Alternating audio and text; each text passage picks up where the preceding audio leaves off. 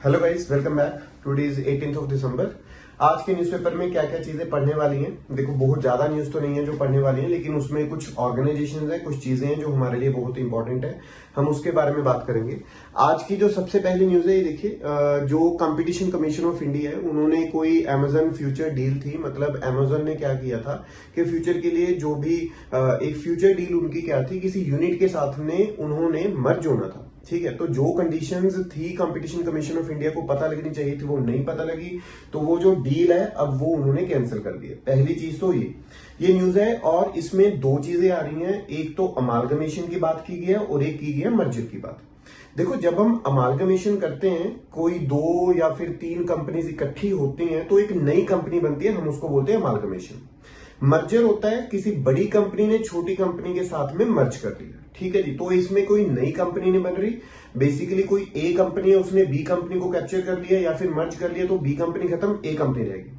लेकिन जब हम अमालगमेशन की बात करते हैं, दो तीन कंपनीज इकट्ठी होकर एक नई कंपनी बनाती है। ये हमने चीज को नोट करना है यहाँ पे, तो ये हमें पता होना चाहिए था। उसके बाद में देखिए, कंपटीशन कमीशन ऑफ इंडिया के बारे में बड़ी इंपॉर्टेंट इंफॉर्मेशन हमें पता होनी चाहिए। बहुत इंपॉर्टेंट है basically for the prelims purpose. देखिए, पहले MRTP एक्ट होता था, जिसमें हम बात करते थे मोनोपोलीज और रिस्ट्रिक्टिव ट्रेड एक्ट की। ठीक है जी। अब उसके बाद में बेसिकली कुछ टाइम के बाद में हमें पता चला कि हमने उसको रिपील कर दिया। फिर ये रिपील किया क्यों था? क्योंकि एक कमेटी है जिसका नाम था राघवन कमेटी। राघवन कमेटी की रिकमेंडेशन से हमने MRTP एक्ट को रिपील किया और हमारे पास एक्ट आया कौन सा?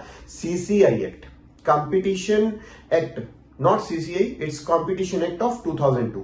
अब CCI एक्ट को देखने के लिए एक कमीशन बनाई गई जिसका नाम रखा गया कंपटीशन कमीशन ऑफ इंडिया। और ये एक स्टैट्यूटरी बॉडी है, मतलब जो भी एंटी कॉम्पिटिटिव, ठीक है जी, कंपटीशन है मार्केट में, बढ़िया चीज है। एंटी कॉम्पिटिटिव अगर कोई चीजें करेगा तो उनको पकड़ने का काम किसका है? Competition commission of India. ठीक है जी। अब इसमें और क्या चीजें हमने याद रखनी है कि जो ये अगर कोई सुनवाई हो रही है, कोई केस को कहीं पे लेके जाना है, तो इनके लिए पहले बनाया गया था कॉम्पिटिशन एपिलेट ट्राइब्यूनल।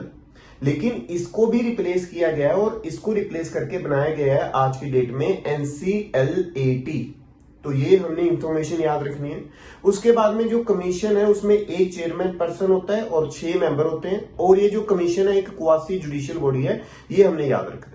अब दूसरी न्यूज है, देखो, न्यूज इज नॉट इंपॉर्टेंट, लेकिन UAPA के बारे में हमें बेसिकली पता होना चाहिए। समझिए, सपोज कोई एसोसिएशन है और वो कुछ तरह से अनलॉफुल एक्टिविटीज कर रही है, चाहे वो हमारी कंट्री में कर रही हो इंडिया में, चाहे वो बाहर वाली कंट्री में कर रही हो। मतलब कुछ ऐसी अनलॉफुल एक्टिविटीज जो कि हमारे देश के लिए खतरा है, हमारे लोगों के लिए खतरा है। तो सेंट्रल गवर्नमेंट के पास एब्सोल्यूट पावर है under UAPA, unlawful activities prevention act के अंदर। Central government is having absolute power कि किसी भी एसोसिएशन को वो क्या डिक्लेयर कर सकते थे? टेररिस्ट एसोसिएशन, और उसको बैन किया जा सकता है। ठीक है जी, पहली चीज तो ये। अब दूसरी चीज मैंने ये भी बताई कि चाहे वो हमारी कंट्री में हो रहा, चाहे किसी फॉरेन कंट्री में, फॉरेन लैंड पे, चाहे वो हमारे लोग कर रहे हो, चाहे वो फॉरेन नेशनल्स कर रहे हो, तो उसको भी हम इस एक्ट के अंदर लेके आ सकते हैं। इसमें बेसिकली ये भी एक प्रोविजन है कि अगर किसी इन्वेस्टिगेटिंग एजेंसी ने किसी को पकड़ लिया, अरेस्ट कर लिया, तो जो उनको चार्जशीट फाइल करनी है, they can file a chargesheet after 180 days, और है ना, उनके पास में 180 दिन का टाइम पीरियड आ जाएगा। या फिर वो क्या कर सकते हैं, जिस तरह से कोर्ट बोलेगी, चाहे 180 चाहे 200 जो भी होएगा, वो फिर उस तरह से करना पड़ेगा। अब इसमें रिसेंटली अमेंडमेंट हुआ, NIA को थोड़ी सी जो पावर है वो इंक्रीज कर दी गई है जी, पहली चीज।